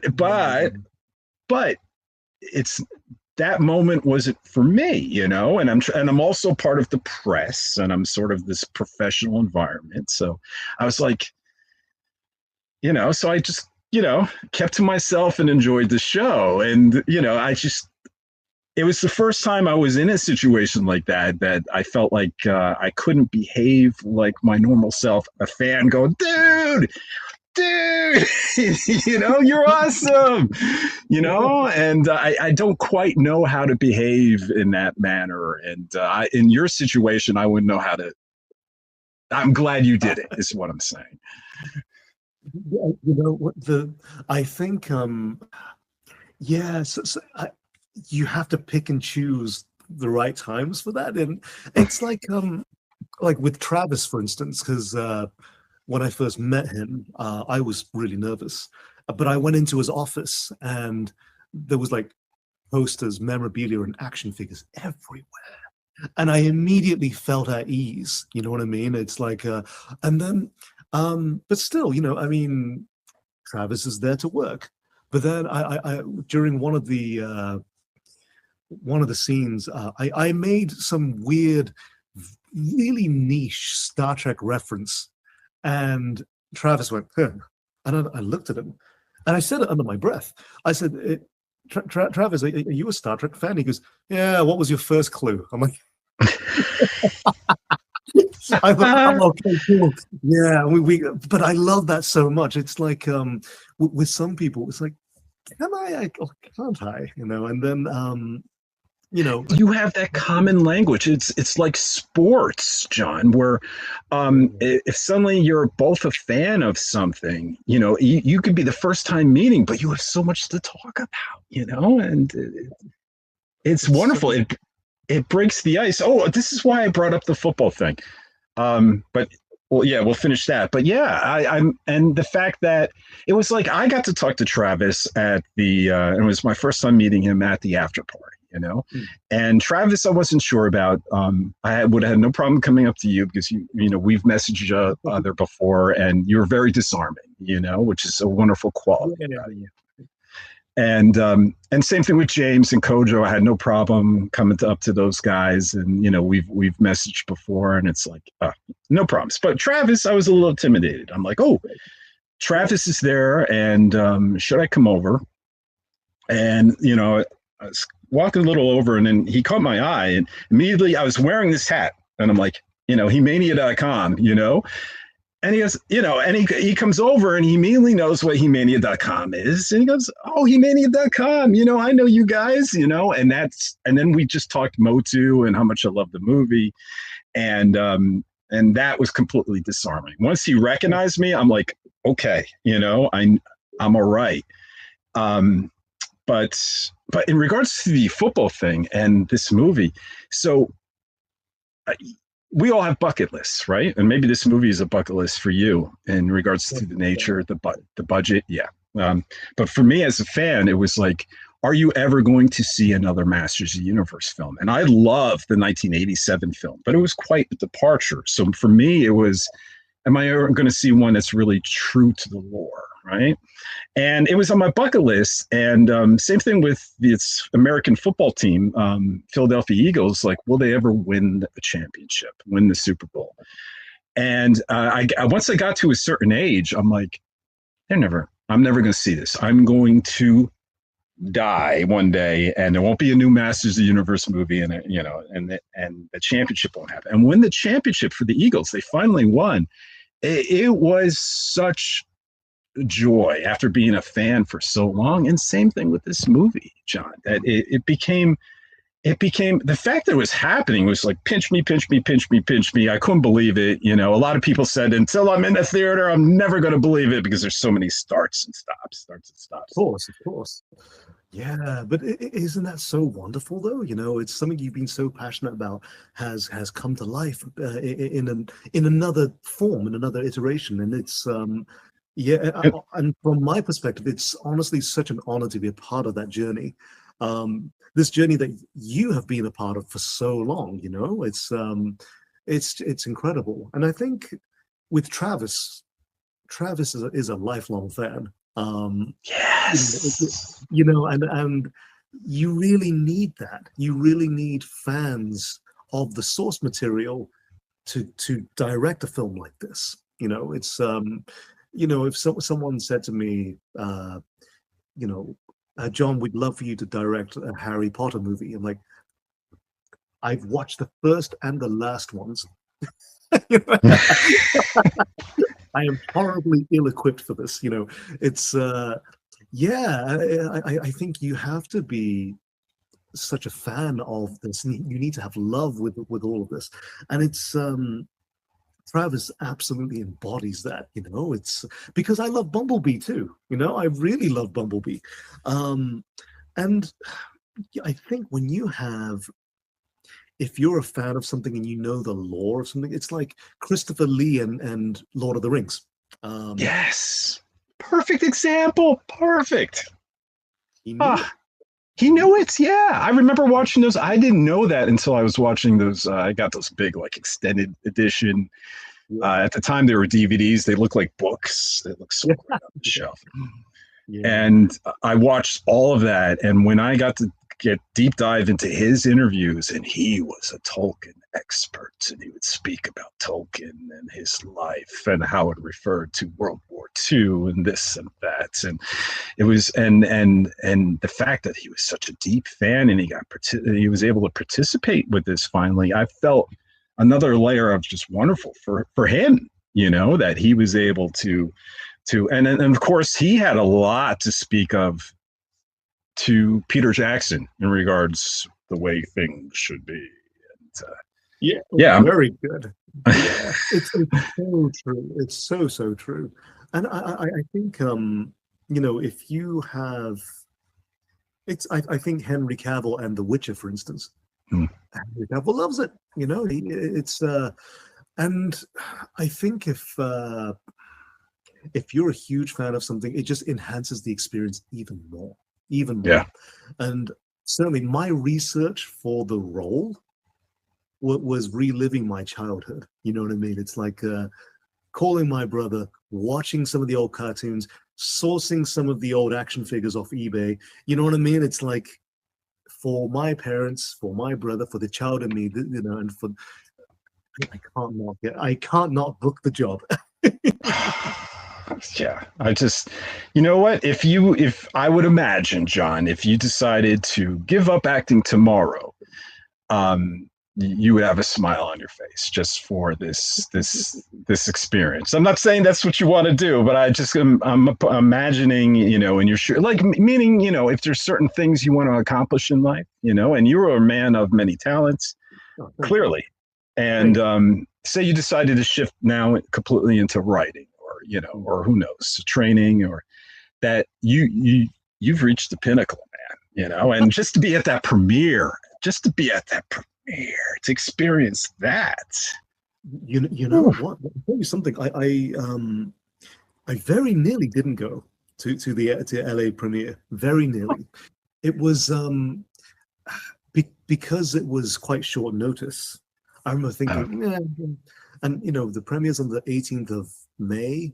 The film won't come out for another few weeks. I'll wait for the London premiere. But then, and I didn't think too much of that. Of course I wanted to go, but logistically, it was a bit of a nightmare because I had so many things on. And then spoke to Kojo, spoke to James, and they were like, "Yeah, we're going to go." I'm like, well, I can't not go. And Sam was going, Johannes was going. I'm so glad I went. And I was there I was in LA for 3 days, three and a half days, and it was it's surreal because I came back feeling like I never left the UK, but I came back with all these incredible memories. You stayed at the Airbnb, right, with James and Kojo? Yeah. So it was a really nice place that we stayed at, which was, I'm going to say, 2 minutes drive away from the Chinese theater. Nice. Yeah. Oh, It I was was really a good. 5 minute walk from the Amazing. Chinese theater. Amazing. And I went down there in the morning and it was all gone, John. They started immediately when the premiere was over and Castle Grayskull was gone. The street was clear. I was like, "Did this happen?" Check my phone. Yeah, I have pictures. It happened, and it was so stunning. It was, I couldn't believe, because I've been to premieres before, Mm, but this was a different scale. They closed off the entire road. I was massively unprepared for how big this was, and I made sure to take as many selfies and sign as many autographs as I possibly could. And like because Kojo sat behind me at the Chinese theater, and I told him, yeah, I managed to take selfies with everyone, and he was like, oh, and you know what? He got up, went back out, and signed as many as he could, got into as many selfies as he could, and came back. He says, yeah, no, that's what it's all about. I'm like, I have so much respect for that. So much respect for it. It was yeah, because when you're on the red carpet, or the purple carpet rather, you have people pulling you left, right, center, telling you where you need to go next, and scheduling can be really tight. There's a lot of moving parts, and Kojo went back out, and you know what? Um, it was really, really amazing to see that. Just like he was like, no, this is what it's all about, and I was like, good man. he told me that story too, and he told me they weren't letting him go, and he said, "I'm going." Absolutely. Yeah, once you're in, they don't want you going back out, because they're trying to bring everybody into the cinema, into the theater. But and a similar thing happened with us in at the London premiere. There's a lot of moving parts, a lot of security companies, and they don't necessarily talk to one another. So I used to work in security, so I know what that's like. So. When I saw there was a cosplayer, when we were in the cinema itself, the screen itself, the IMAX theater, there was a live stream of some of the interviews outside, Mm. and James and Sam were still doing interviews. I thought, oh my gosh, I didn't get to do any of that, and I thought, oh, I'm happy here though. But then I saw a cosplayer who was cosplaying as Ram Man. I thought, I get myself out there. And I went out, and one of the members of security said to me, "You can't come out." I said, "Well, I'm one of the cast members, and I need to be out there to do a couple more functions." And he was like, "Really? You're one of the cast members too, huh?" Not a fan, apparently, Yeah. or they would know. Then Mm. I went out, and I managed to make my way over to that particular cosplayer, because he took a photo of me taking a photo of him. It was the most wholesome thing, and I got a bunch of selfies with Ram Man, He-Man, Teela, and Fisto. The cosplayers, because they were incredible. And more recently, I did their podcast as well. So I try to keep in touch with as many people as I can, but it's not always possible or feasible. But Sure. but yeah, you know what though? It's the fans that are the most important, because you know without the fans, we don't get people watching the film. You know what I mean? It's Right. and the fans who are so passionate about this, it's really important that we we create excitement for fans. Two, the fans enjoy the entire film experience. But three, when we meet the fans, to not disappoint. That's so important. And because when I meet fans, I'm a fan myself. When I see someone like you Yeah, know, we were talking about this before the show, John, that absolutely. how you've been so great and so approachable and so kind, and that is so, because you could affect someone's life for a long period of time. That Ram Man cosplay, the fact that you came back, you took a photo with him, that is always going to be on his wall for the rest of his life. Mine And too. uh, and and such a fond memory. That's going to be one of his best memories, other than if he's married, his marriage, birth of his kids, the usual. That it's going to be something that is cherished, and it could easily go the other way if you didn't show him the time of day. And it's not always possible, and sometimes also people are approached in situations that you don't have time to participate. But the fact that you try as much as you can, and you specifically, it's just so important and so appreciated in this community. I mean, I think with him, I remember saying to my best friend, who was my +1, I said to him, at the end of the film, when we all go out, I need to get more photos with him of me headbutting him. I absolutely need that. That's awesome. And we got one. It's the most wholesome thing, and honestly, that made my night. And this is coming from people that not just love the character, but loved it since they were a child. It's amazing that there's so many fans that haven't let this brand go, that it's stuck with them for so long. And, psychologically, you could maybe pick different stories from different lives and say, this is why. But because it's so much, the community, the numbers, that there's something magical about this property that, so it's that a fandom, and then amped up by childhood love, and it's very hard to explain. For myself, I think I say, am I still a fan? Because my parents divorced when I was really young. I remember it being 8 and crying in bed as my parents were telling me, and they bought me like the first wave of action figures, sort of appease me. It's like, we're doing this horrible traumatic thing to you as a child, you're bawling, let's let's try to buy you things and make you feel better. And it did somewhat make me feel better, to have all these toys.